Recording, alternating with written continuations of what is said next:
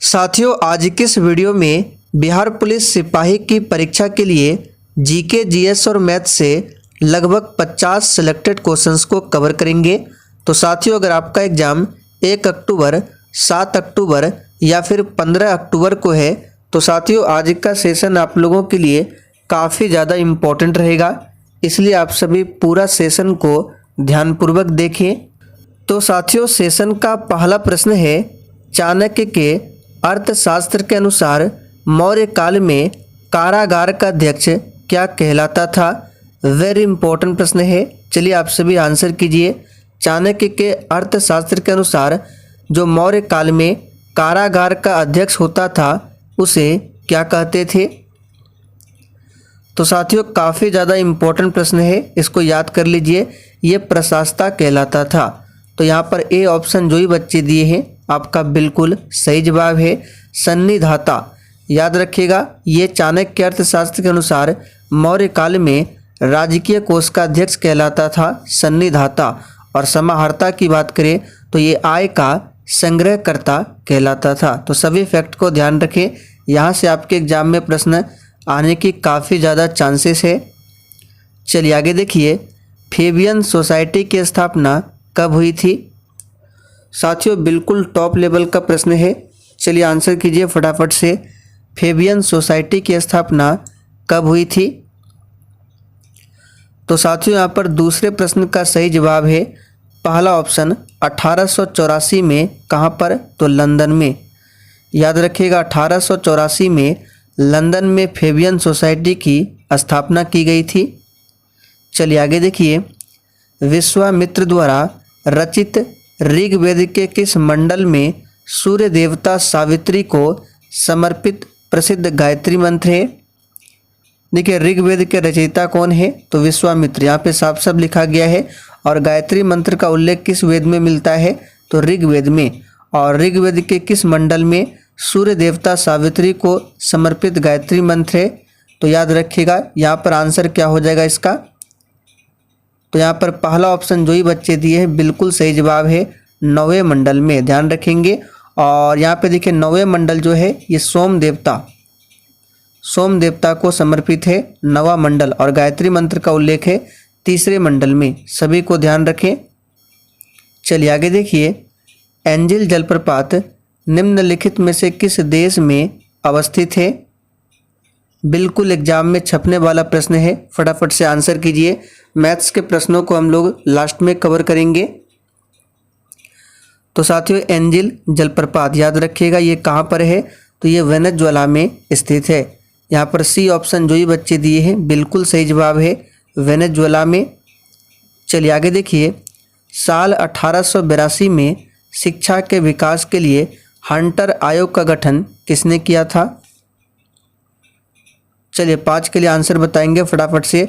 और हंटर आयोग का मुख्य उद्देश्य पूछा जाता है क्या था, तो उच्च प्राथमिकता देना शिक्षा को। याद रखिएगा। तो हंटर आयोग का गठन किसने किया था 1882 में, तो इसका सही जवाब है लॉर्ड रिपन ने। याद रखिएगा। और लॉर्ड रिपन को भारत में स्थानीय स्वशासन का जनक भी माना जाता है। इसी के समय में 1881 में भारत में 10 के आधार पर जनगणना होती है, सभी को ध्यान रखें। चलिए आगे देखिए, केंद्रीय औषधि अनुसंधान संस्थान कहाँ पर अवस्थित है। और साथियों सेशन के लास्ट में आप सभी को कमेंट करके अपना अपना स्कोर जरूर बताना है कि आपने कितने प्रश्नों के सही सही आंसर किए। तो साथियों केंद्रीय औषधि अनुसंधान संस्थान की बात करें तो ये स्थित है, याद रखिएगा, लखनऊ में। उत्तर प्रदेश की राजधानी लखनऊ में है। नई दिल्ली में क्या है, तो भारतीय कृषि अनुसंधान संस्थान, ये नई दिल्ली में है। कोयम्बटूर को दक्षिण भारत का मैनचेस्टर कहा जाता है, कानपुर को उत्तर भारत का, जबकि गुजरात के अहमदाबाद को भारत का मैनचेस्टर कहा जाता है, सभी को ध्यान रखें। निम्नलिखित में से कौन सा रोग वायरस से नहीं होता है। चलिए 7 के लिए फटाफट से आंसर कीजिए, इनमें से कौन सा रोग वायरस से नहीं होता है। तो साथियों सही जवाब है यहाँ पे आंसर क्या होगा, टाइफाइड। ये वायरस से होने वाला रोग नहीं है क्योंकि ये होता है जीवाणु से। जीवाणु बोले तो बैक्टीरिया। अब कौन सा बैक्टीरिया है? तो साल्मोनेला टाइफी नामक जीवाणु के कारण टाइफाइड होता है, ध्यान रखें। आगे देखिए, निम्न में से कौन सा सुमेलित नहीं है? बिल्कुल सोच समझकर आंसर करना है और प्रत्येक स्टूडेंट को नीचे लाइव चैट में अपना अपना आंसर बताना है, जिससे आपका प्रॉपर तरीके से रिवीजन भी हो। तो साथियों, भाग 15 की बात करें तो निर्वाचन के बारे में बताया, बिल्कुल सही है। भाग 17 में राजभाषा, ये भी सही है। भाग 18 संविधान संशोधन, ये गलत है। भाग 18 में आपात उपबंध है, ना कि संविधान संशोधन। संविधान संशोधन की प्रक्रिया भाग 20 में है, ना कि भाग 18 में। तो सी ऑप्शन जो है ये सुमेलित नहीं है। चलिए आगे देखिए, देश की पहली वाटर मेट्रो का उद्घाटन कहाँ किया गया? चलिए 9 के लिए आंसर कीजिए। देश की पहली वाटर मेट्रो, यहाँ पे ध्यान दीजिए, वाटर मेट्रो है। तो वाटर मेट्रो का उद्घाटन कहाँ पर किया गया है? तो याद रखिएगा कोच्चि। पहला ऑप्शन आपका सही जवाब है। प्रश्न को ध्यान से पढ़िए, वाटर मेट्रो है, ना कि मेट्रो है। निम्नलिखित में से किन पहाड़ियों पर उष्णकटिबंधीय सदाबहार वन पाए जाते हैं? चलिए बिल्कुल सेलेक्टेड क्वेश्चन है, फटाफट से आंसर कीजिए। और साथियों, जिसने अभी तक सेशन को लाइक नहीं किया है, फटाफट से आप सभी सेशन को भी लाइक करें। तो किन पहाड़ियों पर उष्णकटिबंधीय सदाबहार वन पाए जाते हैं? तो याद कर लीजिए, इसका सही जवाब क्या है? नीलगिरी की पहाड़ियों पर। नीलगिरी की पहाड़ी, इसकी सबसे ऊंची चोटी का नाम याद रखिएगा, दोदा बेटा। दोदा बेटा ये नीलगिरी की सबसे ऊंची चोटी का नाम है। अरावली पहाड़ी की सबसे ऊंची चोटी का नाम क्या है? तो गुरु शिखर, इसे भी ध्यान रखें। चलिए आगे देखिए, 2026 का फुटबॉल विश्व कप कहाँ होगा? 2022 में जो हुआ था ये कहाँ पर हुआ था? तो कतर में, याद रखिएगा। और 2026 में जो होगा ये कहाँ पर होगा? तो याद रखिएगा ये होगा कहाँ पे? तो विश्व कप बोला जा रहा है 2026 में कहाँ पर होगा? तो कनाडा, मैक्सिको, यूएसए, इन सभी जगहों पर। यहाँ पर डी ऑप्शन आपका सही जवाब है। निम्नलिखित में से कौन सा रबड़ के वल्केनाइजेशन में प्रयोग किया जाता है? चलिए आंसर बताइए, रबड़ के वल्केनाइजेशन में प्रयोग किया जाता है। तो यहाँ पर इसका सही जवाब क्या होगा? तो याद रखिएगा, सल्फर का प्रयोग किया जाता है। प्रत्यास्था सीमा में अनुदैर्ध्य प्रतिबल एवं अनुदैर्ध्य विकृति के अनुपात को क्या कहते हैं? चलिए 13 के लिए फटाफट से आंसर कीजिए। और साथियों, आप सभी डेली क्लास को अटेंड करें, पीडीएफ आपको टेलीग्राम पर मिल जाएगा। तो ध्यान दीजिए, प्रत्यास्था सीमा में अनुदैर्ध्य प्रतिबल एवं अनुदैर्ध्य विकृति के अनुपात को कहा जाता है यंग गुणांक, जो कि पहला ऑप्शन में दिया गया है, यंग गुणांक। संहिता चिकित्सा के किस शास्त्र से संबंधित है? यहाँ पे चरक संहिता है, ठीक है, पूरा क्या है? चरक संहिता। टाइपिंग एरर है। चरक संहिता पुस्तक किसकी है? तो ध्यान रखें, चरक संहिता पुस्तक जो है ये चरक की है, जो कि कनिष्क के दरबार में रहते थे चरक। और चरक संहिता चिकित्सा के किस शास्त्र से संबंधित है? तो इसका सही जवाब क्या होगा? आयुर्वेद से। यहाँ पर बी ऑप्शन आपका सही जवाब है। लाल मिर्च में लाल रंग किसके कारण होता है? चलिए फटाफट आंसर कीजिए। लाल मिर्च में जो लाल रंग होता है वो किसके कारण होता है? तो याद रखिएगा, कैप्सेसिन के कारण। यहाँ पर डी ऑप्शन आपका सही जवाब है। ध्यान रखेंगे, कैप्सेथिन के कारण होता है। और कैप्सेसिन के कारण क्या होता है? तो मिर्च का तीखापन। ये कैप्सेथिन है और ये कैप्सेसिन है। कैप्सेथिन के कारण लाल रंग होता है और कैप्सेसिन के कारण मिर्च का तीखापन होता है। पटाना घास का मैदान किस देश में पाया जाता है?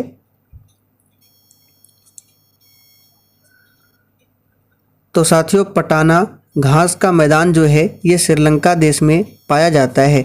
यहाँ पर सी ऑप्शन आपका सही जवाब है। श्रीलंका देश की सबसे लंबी नदी का नाम पूछे तो महावेली गंगा है। मानव त्वचा को रंग देने वाला वर्णक कौन सा है? चलिए फटाफट से आंसर कीजिए आप सभी। मानव त्वचा को रंग देने वाला वर्णक कौन सा है? तो याद रखिएगा ये है मेलानिन। और त्वचा की बात करें तो मानव शरीर की सबसे, देखिए त्वचा जो है मानव शरीर का सबसे बड़ा अंग है और मानव शरीर की सबसे बड़ी ग्रंथि पूछे तो यकृत ग्रंथि है। कॉफ़ी बोर्ड ऑफ इंडिया का हेडक्वार्टर कहाँ पर स्थित है? तो साथियों इसका सही जवाब क्या होगा? कर्नाटक की राजधानी बेंगलुरु में स्थित है, ध्यान रखें। हड़प्पा सभ्यता की मोहरों पर निम्नलिखित में से कौन सा पशु अक्सर देखा जाता था? तो यहाँ पर इसका सही जवाब क्या होगा? बैल, याद रखिएगा बैल। हड़प्पा सभ्यता की बात करें तो 1921 में दयाराम साहनी ने इसकी खोज की थी और साथियों ये जो है रावी नदी के किनारे बसा हुआ है। इंडिया डिवाइडेड पुस्तक के लेखक कौन है? चलिए 20 के लिए आंसर कीजिए। इंडिया डिवाइडेड पुस्तक के लेखक कौन है? तो साथियों इंडिया डिवाइडेड पुस्तक के लेखक याद रखिएगा, बहुत ही सिंपल है, कौन है? तो डॉक्टर राजेंद्र प्रसाद है, याद रखिएगा कौन है? डॉक्टर राजेंद्र प्रसाद, ध्यान रखें। चलिए आगे देखिए। फेफड़े से हृदय के लिए रक्त को ले जाने वाली रुधिर वाहिका को क्या कहा जाता है? तो साथियों फेफड़े से हृदय के लिए रक्त को ले जाने वाली जो रुधिर वाहिका होते हैं उसे कहा जाता है फुफ्फुस धमनी, जो कि बी ऑप्शन में दिया गया है। चलिए आगे देखिए। जीवाणुओं को नष्ट करने के लिए निम्नलिखित में से किस गैस का प्रयोग किया जाता है? चलिए 22 के लिए आंसर कीजिए फटाफट से। तो साथियों जीवाणुओं को नष्ट करने के लिए क्लोरीन गैस का प्रयोग किया जाता है। यहाँ पर पहला ऑप्शन आपका सही जवाब है, क्लोरीन गैस। नेक्स्ट क्वेश्चन है, नीला थोता रासायनिक रूप से क्या है? देखिए नीला थोता का जो उपयोग होता है कवकनाशी के रूप में और नीला थोता का जो रासायनिक नाम होता है ये कॉपर सल्फेट और इसका रासायनिक सूत्र भी याद कर लीजिए, CuSO4 × 5H2O, ये नीला थोता का रासायनिक सूत्र है। चलिए आगे देखिए। भारत के स्थलाकृतिक मानचित्र कौन बनाता है? बिल्कुल सोच समझकर आंसर करना है और साथियों अगर आपको किसी भी प्रश्न में थोड़ा भी डाउट हो तो आप लोग तुरंत कमेंट करके पूछ सकते हैं। तो भारत के स्थलाकृतिक मानचित्र को कौन बनाता है? तो जियोलॉजिकल सर्वे ऑफ इंडिया तैयार करता है। यहाँ पर पहला ऑप्शन आपका सही जवाब है। यहाँ से आपको कुछ इंपॉर्टेंट प्रश्नों को बताते हैं, जैसे कि याद रखिए भारतीय भूवैज्ञानिक सर्वेक्षण विभाग की स्थापना पूछे तो इसकी स्थापना जो है 1851 में किया गया था और एक पूछा जाता है भारतीय पुरातत्व विभाग की स्थापना जो कि 1861 में किया गया था। तो दोनों को ध्यान रखें। चलिए आगे देखिए। एंजाइम मूलतः क्या है? चलिए 25 के लिए आंसर बताइए। एंजाइम मूलतः क्या है? तो साथियों यहाँ पर 25 का सही जवाब है प्रोटीन। एंजाइम मूल रूप से क्या होता है? तो एक प्रोटीन होता है, ध्यान रखेंगे। चलिए आगे देखिए। निम्न में से कौन वर्तमान में DRDO के अध्यक्ष है? देखिए DRDO का हेडक्वार्टर पूछे नई दिल्ली में है, ध्यान रखेंगे कहाँ पर? नई दिल्ली में है और इसका वर्तमान में अध्यक्ष कौन है? तो याद रखिएगा समीर V कामत। यहाँ पर डी ऑप्शन आपका सही जवाब है। और एस सोमनाथ कौन है? तो याद रखिएगा ये इसरो के चीफ है वर्तमान में, एस सोमनाथ। एजुकेशन टाउनशिप बनाने वाला भारत का पहला राज्य कौन बना है? चलिए 27 के लिए आंसर कीजिए। तो साथियों एजुकेशन टाउनशिप बनाने वाला भारत का पहला राज्य बना है, याद रखिएगा उत्तर प्रदेश। ये टाउनशिप भारत की पहली एजुकेशन टाउनशिप होगी जहां एक ही जगह पर छात्रों को विभिन्न प्रकार की शिक्षाएं दी जाएगी। चलिए आगे देखिए। मई 2023 में 57वां ज्ञानपीठ पुरस्कार किसे दिया गया है? चलिए 28 के लिए आंसर कीजिए फटाफट से। तो साथियों याद कर लीजिए ये दामोदर मौजो को दिया गया। तो यहाँ पर बी ऑप्शन आपका सही जवाब है। आगे देखिए। निम्नलिखित में से किसने सबसे पहले कहा था कि पृथ्वी जो है गोलाकार है? चलिए आंसर कीजिए फटाफट से। सबसे पहले किसने कहा था कि पृथ्वी जो है वो गोल है? तो याद रखिएगा ये किसने कहा था? तो अरस्तू ने। यहाँ पर पहला ऑप्शन आपका सही जवाब है। अरस्तू जो है यह राजनीतिक विज्ञान और जीव विज्ञान का जनक माना जाता है। टॉलमी को ध्यान रखना है, इन्होंने एक पुस्तक लिखा है भारत का भूगोल। याद रखिएगा भारत का भूगोल, इस पुस्तक को किसने लिखा है? तो टॉलमी ने। चलिए आगे बढ़ते हैं। चंगेज खां के अधीन मंगोलों का भारत पर आक्रमण का खतरा था किसके शासनकाल में? देखिए चंगेज खां की बात करें तो चंगेज खां का मूल निवास स्थान कहाँ था? मंगोलिया। और चंगेज खां का वास्तविक नाम था तेमुचिन। यहाँ पे लिख देते हैं तेमुचिन, याद रखिएगा। और चंगेज खां के अधीन मंगोलों का भारत पर आक्रमण का खतरा किसके शासनकाल में था? तो इल्तुतमिश के शासनकाल में। क्वार्टजाइट कायांतरित चट्टानें होता है।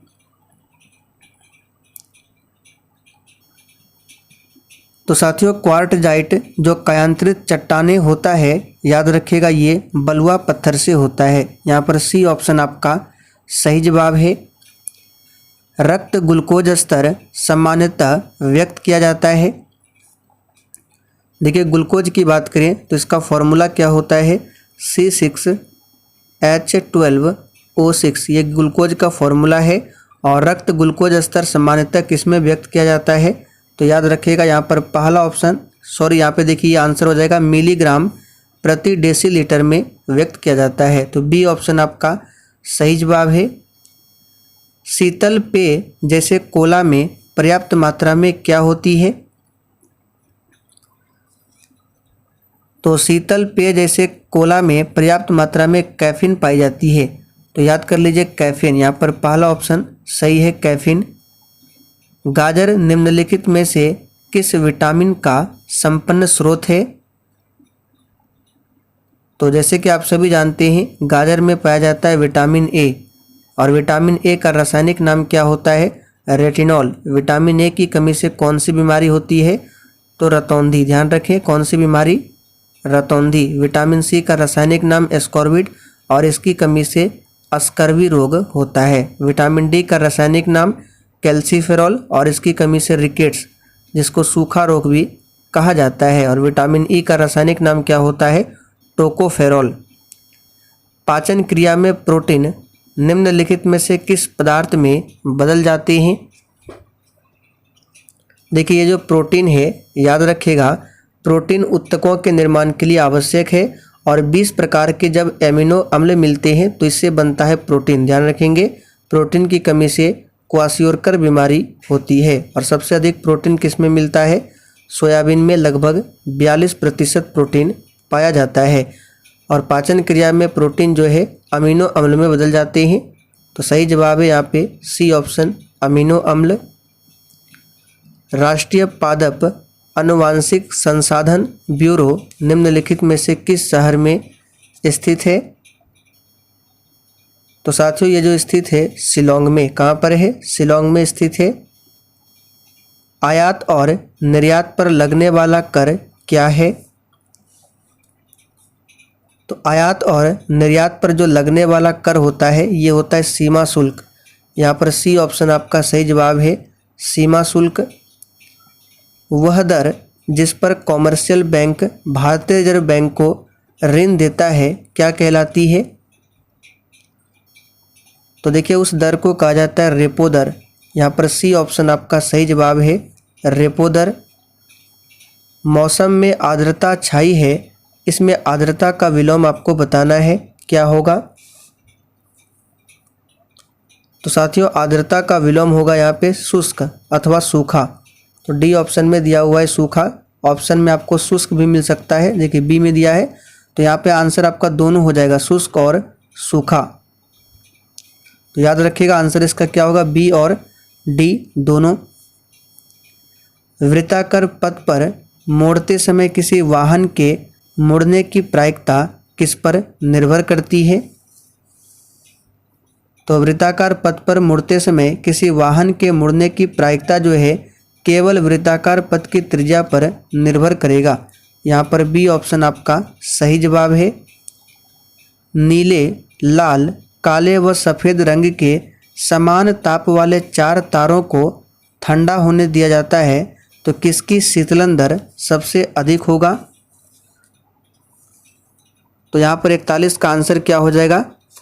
तो इन चारों तारों में सबसे शीतलन दर जो सबसे अधिक होगा ये होगा सफ़ेद का। यहाँ पर डी ऑप्शन आपका सही जवाब है, सफ़ेद का।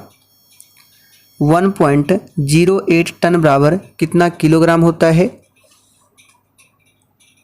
तो इसको याद कर लीजिए डायरेक्ट, ये होता है 1080 kg। 1.08 टन का मतलब होता है 1080 kg। 1 टन में होता है 1000 किलो, जैसे कि आप सभी जानते हैं। धनात्मक त्वरण का अर्थ क्या है? तो देखिए, धनात्मक त्वरण का अर्थ होता है वस्तु का वेग बढ़ जाना, जो कि डी ऑप्शन में दिया हुआ है। त्वरण किसे कहते हैं? तो वेग में परिवर्तन की दर को त्वरण कहा जाता है, ध्यान रखें।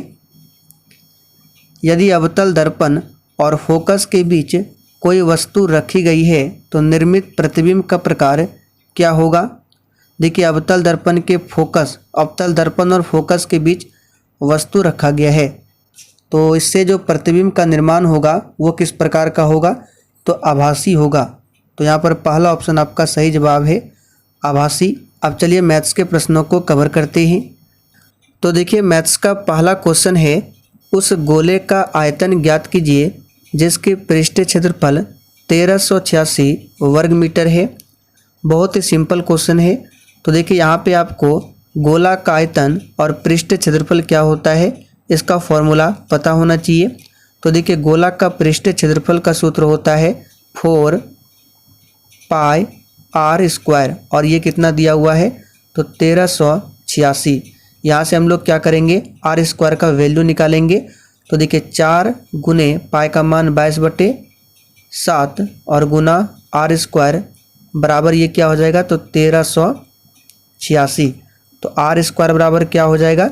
तो 1386, और देखिए 7 नीचे है तो 7 गुना में आ जाएगा, और 4 और 22 ये नीचे आ जाएगा। ये बेसिक मैथ है। अब यहाँ से इसको सॉल्व करना है तो आपका यहाँ पे आर का मान बता देते हैं क्या आएगा। तो देखिए, जब इसको सॉल्व कीजिएगा तो आर का मान आपका आ जाएगा यहाँ पे 21/2 मीटर। आप लोग सॉल्व कर लीजिएगा।